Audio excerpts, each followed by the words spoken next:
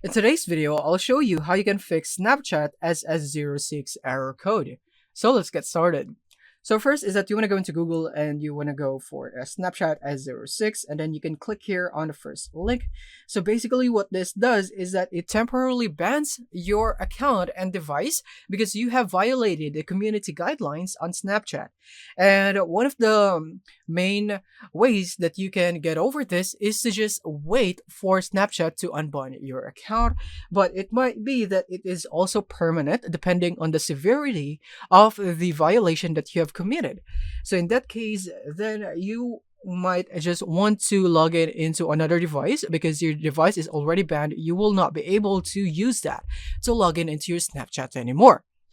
However, is that it could be that it's only temporary. So again, you just have to wait for you to get unbanned. And yeah, you could just basically just try it out on another device and see if you can log in there. If so, then only your device is banned.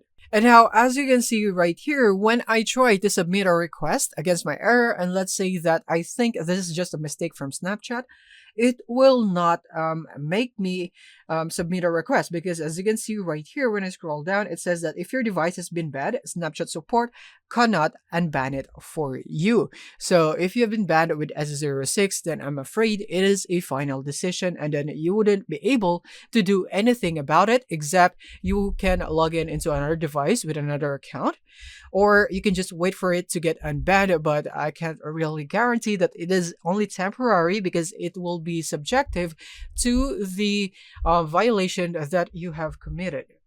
So yeah, this is the truth on how you'd be able to fix Snapchat support code SS06. You can only hope that it is only a temporary ban.